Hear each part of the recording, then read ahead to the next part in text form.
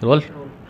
नमस्कार दोस्तों, मैं हूं आपके साथ मुश्ताक अली शाह और आप जुड़ चुके हैं वॉइस ऑफ एमपी से। वॉइस ऑफ एमपी का खास एपिसोड, अब खास मुलाकात में आज हमारे साथ मेहमान है, खास मेहमान रघुराज सिंह जी रिंगनौद।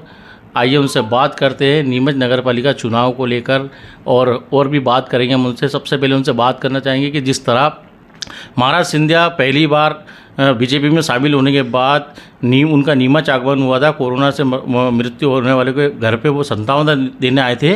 उसके साथ जो है रघुराज सिंह चौड़िया को उदयपुर से साथ देखा गया था। वहीं से लोगों ने अनुमान लगा लिया था कि ये बीजेपी में शामिल होंगे। क्या कहेंगे इस बारे में बात करते हैं। भाई साहब नमस्कार, वॉइस ऑफ एमपी में आपका स्वागत।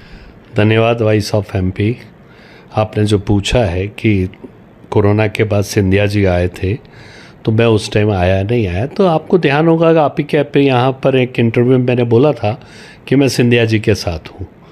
जब मैं सिंधिया जी के साथ हूँ तो आने नहीं आने का रोल ही ख़त्म हो गया, जब ये बात उसी टाइम डिक्लेयर हो गई थी।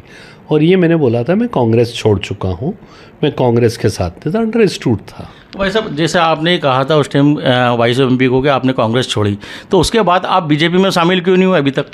देखिए, बीजेपी के अंदर ये था कि मैं उस वक्त वहाँ नहीं जा पाया स्टेट में या नेशनल लेवल पे। हमारा विचार ये था कि यहाँ एक बहुत बड़ा प्रोग्राम किया जाए, क्योंकि मेरी फैमिली का बैकग्राउंड था। यहाँ 1000-2000 कार्यकर्ताओं के साथ कार्यक्रम करते, 200-500 चाहने वाले और उसके अंदर आते। तो उस विचार से बात करके मैं तब नहीं गया था। चुनाव के पहले करीब 15 दिन पहले, 1 महीने पहले आप बीजेपी में शामिल हुए और बीजेपी में आपको एक बड़ा पद मिला सेठी जी के साथ। और उसको लेकर जहाँ कांग्रेसों की सांसद हुई, वहीं बीजेपी की भी हालत अंदर ही अंदर जो देखा जा रहा है कि आप बीजेपी में रघुराज सिंह रिंगनौद, वो बोले जो टाइगर अभी जिंदा है, वो जो मिसाल चालू हुई, उसको लेकर अभी दोनों के होंठ में क्या कहेंगे आप? देखिए, कांग्रेस को तो लगना चाहिए झटका, क्योंकि जब मैंने इलेक्शन लड़ा था, डायरेक्ट इलेक्शन थे, तो 40 वार्डों के अंदर करीबन 90 से ज़्यादा पोलिंग सेंटर हैं। तो मैं उस वक्त पूरे 90 पोलिंग सेंटरों से जीता था। तो डेफिनेट एक पब्लिक का प्यार, और पब्लिक मुझे चाहती थी, उन्होंने मुझे बिठाया और मैंने पब्लिक की सेवा करी। भाई साहब अगर कांग्रेस की बात छोड़ के अगर हम भाजपा की बात करें, तो भाजपा में आपका शामिल होना, ये भाजपा के लिए, लोगों के लिए नींद उड़ाने वाली बात? नहीं, ऐसा नहीं है। भाजपा के अंदर बहुत वहाँ डिसिप्लिन से चलता है। ऐसा नहीं है कि आप सीधे ऊपर से आए और आप ऊपर बैठ जाएं। वहाँ अनुशासन रहता है, और वहाँ पहली पंक्ति, दूसरी पंक्ति, तीसरी पंक्ति नहीं होती है। आप आएँ तो जहाँ जगह है वहाँ बैठिए, आपकी योग्यता होगी, उसके अंदर आपको आराम से, आपसे जहाँ ज़रूरत होगी वहाँ काम लिया जाएगा। और आप सेवा करने के लिए आए तो आप सेवा का सोच के उनके साथ काम करिए ना। ये अभी देखा जा रहा है कि नगरीय चुनाव जो पास में है, नगरीय चुनाव होने वाले हैं, ऐसे में कांग्रेसियों ने बता रहे हैं कि पूरा दमखम लगाया। तो क्या कहेंगे आप इस बारे में? देखिए, बड़ी हंसी आ रही है कांग्रेसियों की। अगर आप बात करते हैं तो टिल एक छोटा सा पार्षद से लेके राष्ट्रीय लेवल तक के ऊपर अगर जाता है तो हंसी आती है।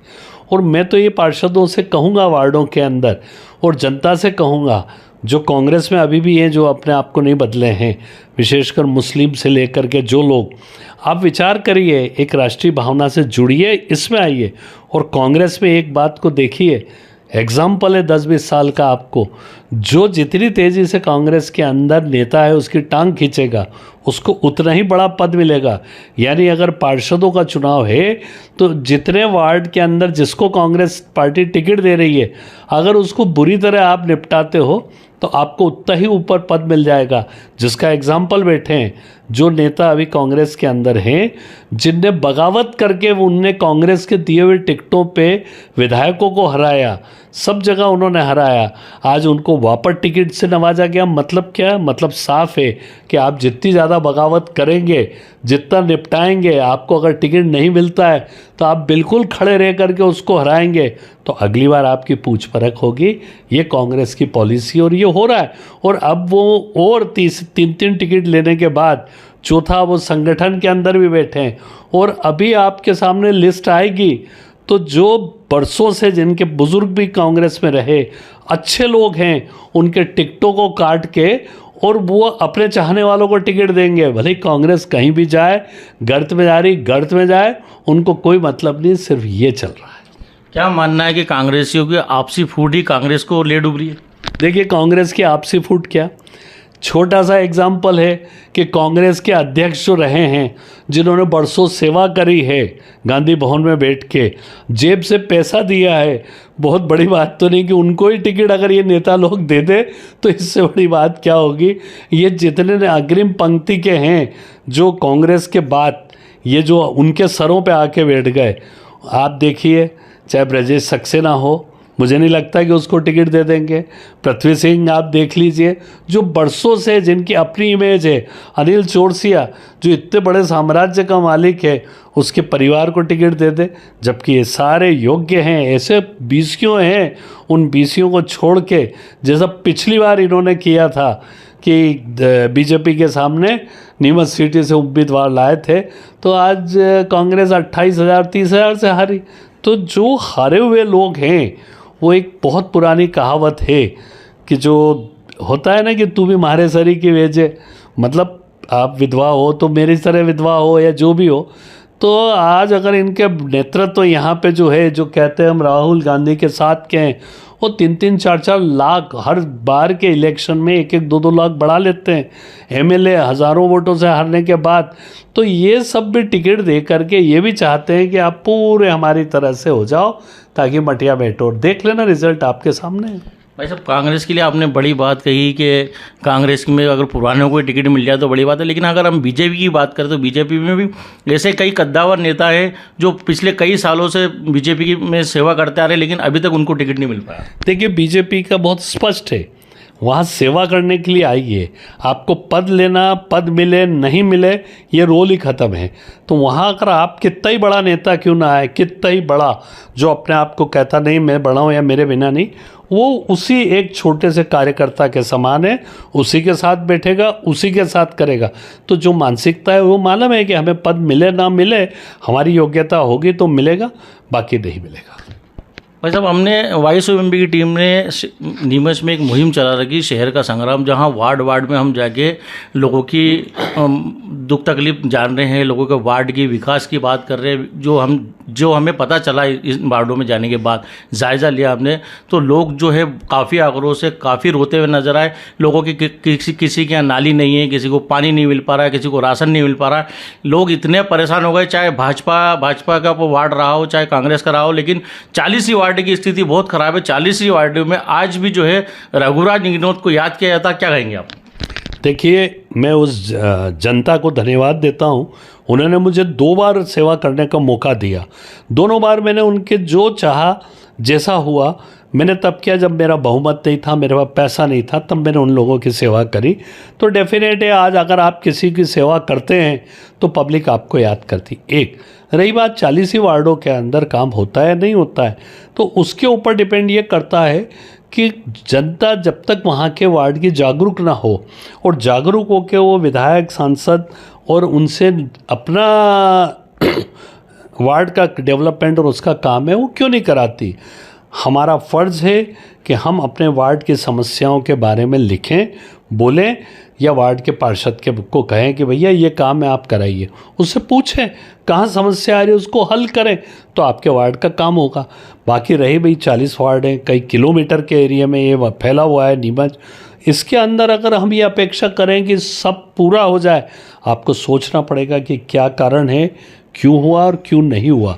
आज प्रदेश में बीजेपी की सरकार है, एमएलए बीजेपी का है, उसके बाद वार्ड में काम ना हो ये संभव नहीं है। फिर भी हर आदमी ये चाहता है कि रोज़ मेरे वार्ड में रोज़ ही आके सब काम कर दे, वो संभव नहीं। फ्यूचर देखिए, अगर सरकार बीजेपी की है, बीजेपी का बनना है, तो आपके वार्ड में अगर आज कुछ भी नहीं हुआ है तो आप वार्ड में बीजेपी के प्रत्याशी को चुनाव जिताइए। अगर बीजेपी का प्रत्याशी चुनाव जीतता है, फिर आपके वार्ड में क्यों नहीं होगा काम, आप बताइए, और फिर हम बैठे हैं।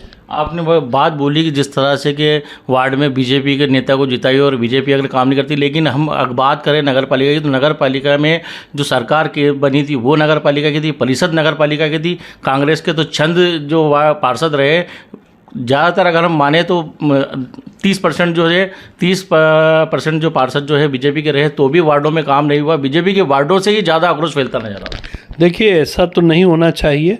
मैं वार्डों में गया नहीं हूँ, पर आप जो कह रहे हैं कि अगर बीजेपी के वार्डों में है तो संगठन में बैठे हुए व्यक्तियों को ये सोचना चाहिए कि जिनके वार्डों में एक्टिव नहीं रहे उनके टिकट को बदल के दूसरे एक्टिव आदमी को दीजिए, जिसके वार्ड में छवि हो, आम आदमी जिसके टच में हो और वो वार्ड में काम कर सके, उसे पक्का टिकट दीजिए। और उसके बाद भी अगर काम नहीं होता है तो हम सरी के बैठे हुए हैं, क्यों नहीं काम होगा, आप आइए, 100% होगा। बड़ी बात बोली कि जिनके वार्डों में काम नहीं हुआ भाजपा पार्टी उनको टिकट बदल के दे, काम करने वाले व्यक्ति को टिकट दे। एक बात और जानना चाहूँगा भाई साहब, अपनी नगरीय निकाय चुनाव जो है नज़दीक आने वाला है, ऐसे में क्या लगता है कि बीजेपी इस बार फिर अपनी जो परिषद बिठा पाएगी? देखिए 101% है, क्योंकि आप क्या कर रहे हैं इस पे भी निगाह सबकी है और सामने वाला क्या कर सकता है उस पे भी निगाह सामने है। आज कांग्रेस पार्टी की स्थिति इतनी बिगड़ चुकी है, मैंने अभी नाम नहीं लेना था फिर भी नाम ले लिए, कि जो लोग वार्ड में अपनी छवि रखते थे, जिनको इमेज थी, उनको अगर काट रहे हैं तो आप क्या उम्मीद करेंगे कि किसको आप टिकट दे रहे हैं, कैसे दे रहे हैं? तो ये तो पूरे ही उसमें गड़बड़ झाला है, इसलिए बीजेपी तो आनी ही है। अब ये है कि हमको काम कैसे कराना उस पर हम जाए। तो ये थे हमारे साथ रघुराज सिंह जी रिनोग, जिन्होंने बताया कि बीजेपी इस बार जो है 101% जीतेगी, क्योंकि बीजेपी ने हमेशा जो है आम जनता के लिए विकास का कार्य किया है और हमेशा करती रहेगी। और किसी भी वार्ड में अगर कोई समस्या आती है तो आपका रघुराज सिंह रिनोग अभी मौजूद है, हमारे पास आए, हम उस समस्या हल कराएंगे। वॉइस ऑफ एमपी के लिए मुश्ताक अली शाह की खास रिपोर्ट।